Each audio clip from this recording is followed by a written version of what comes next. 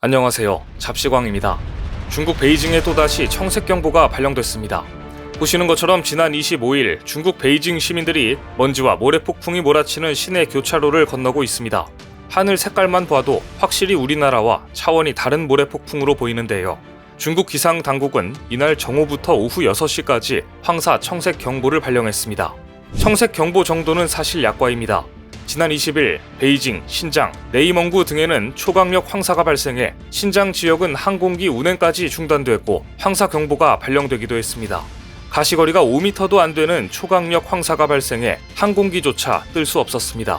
이날 중국 중앙TV는 중국 서북부와 북방에서 또다시 강력한 황사가 발생했다고 보도했고 중국 중앙기상대는 신장, 칭하이, 간수, 닝샤 등 서부 지역과 산시, 허베이, 베이징 등 북부 지역에 황사 청색 경보를 발령했습니다.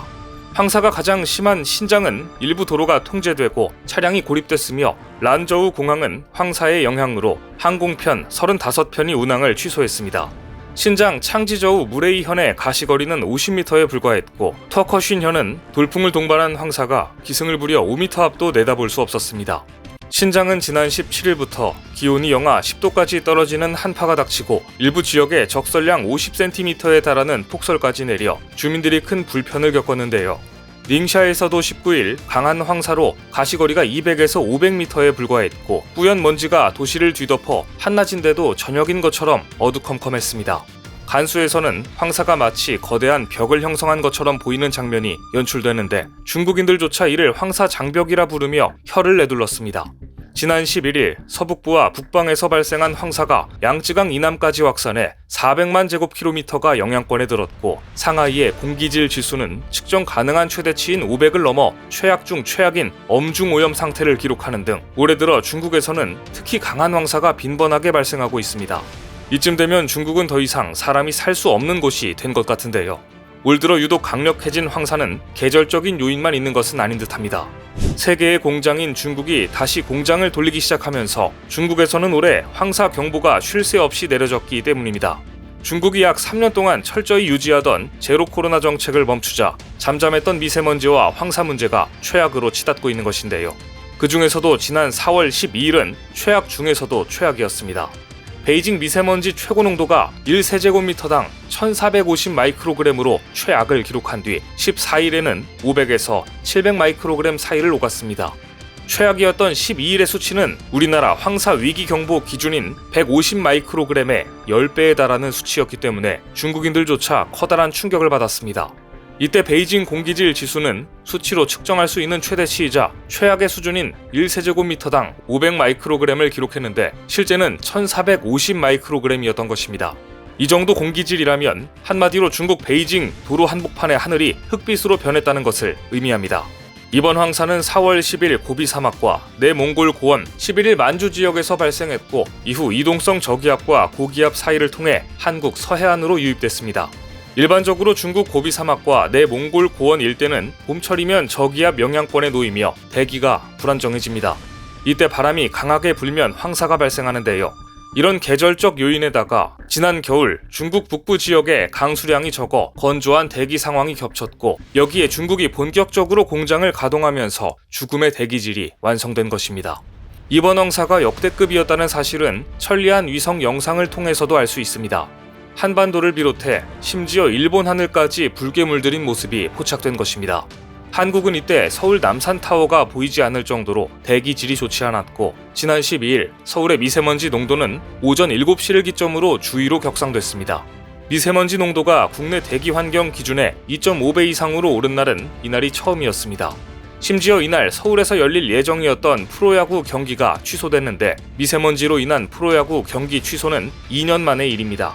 특히 이번 황사는 일본까지 나라가 엄청난 피해를 안겨줬습니다.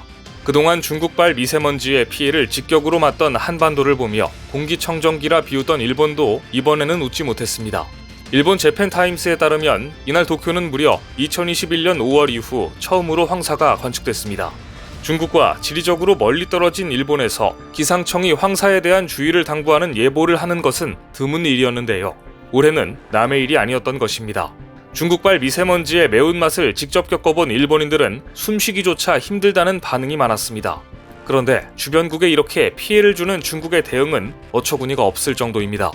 얼마 전 중국은 지난 2년간 과학적으로 모니터링해본 결과 자신들도 몽고발 황사의 통과 지역에 불과하다고 주장하면서 한국과 일본 언론에 중국발 황사라는 표현을 두고 편협하고 무식하다고 맹비난을 퍼부었습니다. 최근 발생하는 황사는 전부 메마른 몽골 초원에서 발원한 것이라며 자기들 탓이 아니고 자신들도 피해자라는 주장입니다. 하지만 편협하고 무식한 것은 중국이었습니다. 최근 최악의 황사가 빈발하고 있는 지역인 신장과 내이멍구는 논란 속에서도 중국 정부가 자신들의 영토라고 주장하는 지역입니다. 그래서인지 신장과 내이멍구는 전혀 언급하지 않고 몽골에서 발원한 것이라는 말만 되풀이하고 있는 것입니다.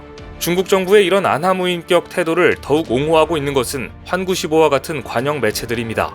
관영 환구시보는 몽골에서 시작된 황사를 두고 한국 일부 언론은 중국발 황사라고 보도했다. 심지어 재난이나 지옥 같은 선동적인 용어를 사용하기도 했다고 비판했습니다. 그러면서 한국이 기상 문제의 책임을 중국에 전가한 게 이번이 처음이 아니라며 2021년 3월 중국 외교 당국이 자국도 황사의 피해자라고 주장했던 사실을 언급했습니다. 게다가 환구시보는 중국은 사막화 방지를 고도로 중시해 중요한 성과를 달성했다. 최근 황사가 크게 감소했다며 어이없는 주장까지 펼쳤습니다. 하지만 저명한 외신들은 전적으로 한국의 입장을 대변하고 있습니다.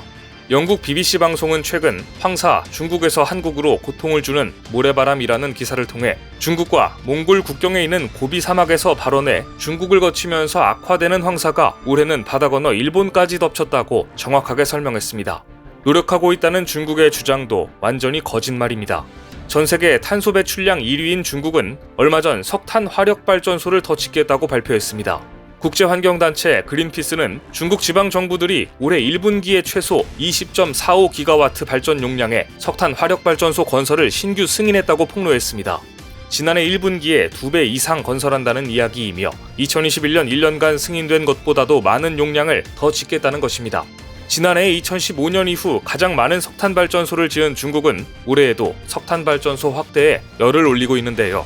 국제사회와 맺은 탄소 중립 달성 약속은 잊은 지 오래입니다. 이제 중국 인민들조차 미세먼지 때문에 살 수가 없다며 중국 정부를 비난하고 나섰습니다. 황사가 가장 최악이었던 지난 12일 중국 최대 소셜미디어 웨이보에는 외출할 때 창문을 닫는 것을 잊었다가 1시간 넘게 청소를 했다는 한 여성의 영상이 올라왔습니다. 사연의 주인공 A씨는 황사가 심한 중국 내몽골 자치구 바오터우시에 살고 있었습니다. 그녀는 지난 10일 황사가 심하다는 것을 잘 알고 있으면서도 약속에 늦어 급하게 외출하다 창문을 닫지 못했다고 합니다. 한참 후 집에 돌아온 그녀는 문을 열자마자 눈앞에 펼쳐진 상황에 경악을 금치 못했습니다. 온 집안이 흙먼지로 뒤덮였기 때문입니다. 얼마나 먼지가 많은지 하얀 바닥이 시커멓게 변해버렸을 정도였습니다. 모래가 가득 차 고고학 유적지를 방불케 하는 방 안에서는 숨을 쉬기도 힘들었습니다. A씨는 9평에 불과한 작은 원룸임에도 불구하고 바닥 청소에만 1시간 이상 투자를 했으며 무려 5에서 6번 쓰레받기를 비워야 했다고 설명했습니다. 영상을 접한 누리꾼들은 저 정도면 업체를 불러야 할 것 같다. 폐 건강은 괜찮은 건가라며 이 여성의 건강을 우려했습니다. 창문 한 번 닫지 않으면 집안이 이 지경이 될 정도의 황사라니 어떻게 이런 곳에서 사람이 살 수 있는지 의문입니다. 사정이 이런데도 중국은 중국발 황사라는 단어를 지우고 몽골발 황사라고 바꾸기 위해 몰두하고 있습니다.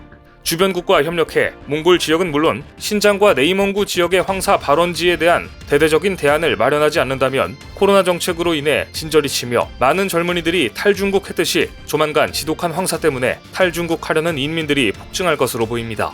오늘 준비한 소식은 여기까지입니다. 댓글을 통한 여러분들의 많은 의견 기다리겠습니다. 시청해주셔서 감사합니다.